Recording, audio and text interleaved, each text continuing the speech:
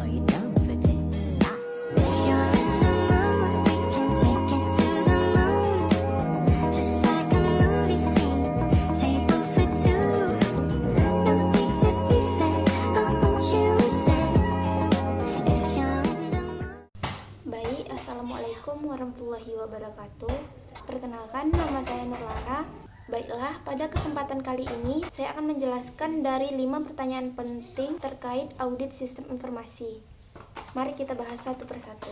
Yang pertama yaitu mengenai definisi, fungsi, kontrol, dan risiko audit.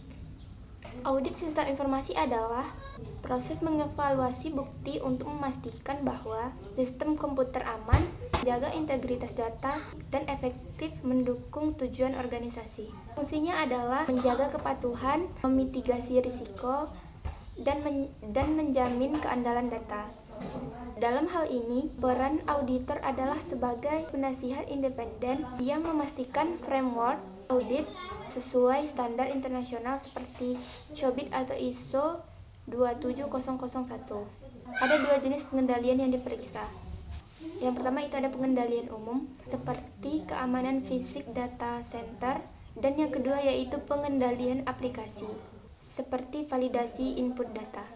Terakhir yaitu terdapat risiko audit, yaitu risiko yang memberikan opini yang salah yang terdiri dari inherent risk, risiko bawaan, control risk, lemahnya kontrol internal, dan detection risk, gagalnya prosedur auditor mendeteksi kesalahan.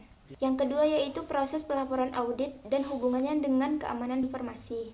Proses pelaporan audit berjalan melalui 5 tahap. Ada penyusunan draft temuan, review internal team, exit meeting bersama manajemen untuk klarifikasi, penerbitan laporan formal, dan pemantauan tindak lanjut rekomendasi.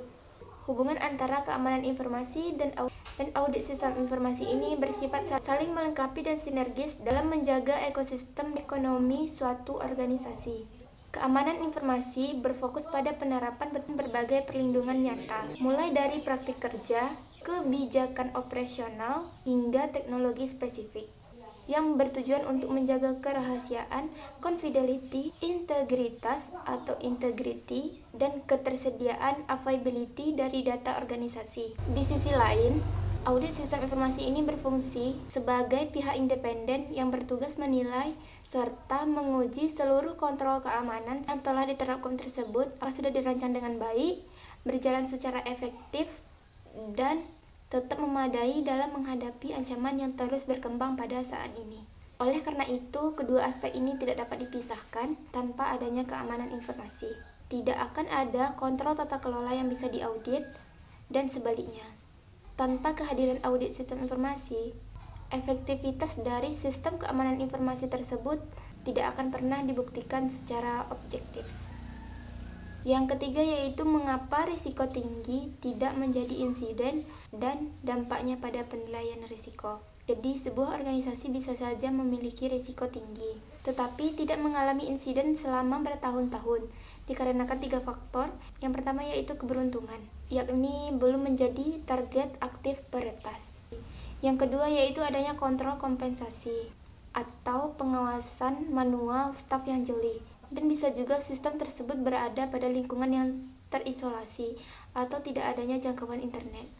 Hal ini memacu penilaian risiko dengan memicu komplisensi bias atau keamanan palsu, yang dimana manajemen menurunkan probabilitas risiko yang hanya mengacu pada rekam jejak masa lalu. Jadi tugas auditor adalah menegaskan bahwa absennya insiden di masa lalu bukan berarti sistem aman di masa depan. Jadi penilaian harus tetap mengacu pada kerentanan real. Selanjutnya yaitu peran auditor dalam membantu organisasi dan mengurangi risiko audit. Untuk membantu organisasi berkembang, auditor tidak boleh hanya sekedar mencari kesalahan saja, tetapi auditor juga harus memberikan konstruktif yang realistis, mengedukasi manajemen mengenai akar masalah, dan menyelaraskan perbaikan sistem dengan strategi bisnis perusahaan. Sementara itu, untuk mengurangi risiko audit itu sendiri, auditor dapat melakukan perancangan yang matang, seperti meningkatkan kompetensi tim, seperti sertifikat profesional, memperluas sampel, dan menggunakan software audit, serta menerapkan supervisi dan review berjenjang yang ketat sebelum melakukan pelaporan. Dan yang terakhir itu ada 10 kendala audit dan cara mengatasinya. Yang pertama itu ada kurangnya dukungan manajemen. Solusinya, edukasi manajemen mengenai nilai tambah bagi bisnis. Yang kedua itu auditnya tidak kooperatif. Gunakan pendekatan persuasif dan tegaskan wewenang pada audit charter. Yang ketiga yaitu ada keterbatasan anggaran atau SDM. Solusinya yaitu terapkan risk based audit. Yang keempat itu ada kompetensi auditor kurang. Solusinya yaitu berikan pelatihan yang berkala atau gunakan tenaga ahli dari luar. Selanjutnya yaitu ada dokumentasi sistem yang buruk. Jadi solusinya yaitu lakukan wawancara, observasi, dan buat flowchart sendiri. Dan yang terakhir ada keterbatasan tools otomatis. Solusinya yaitu optimalkan fungsi analitik bawaan seperti Excel tingkat lanjut atau SQL. Jadi itulah penjelasan singkat mengenai 5 poin penting audit sistem informasi. Terima kasih.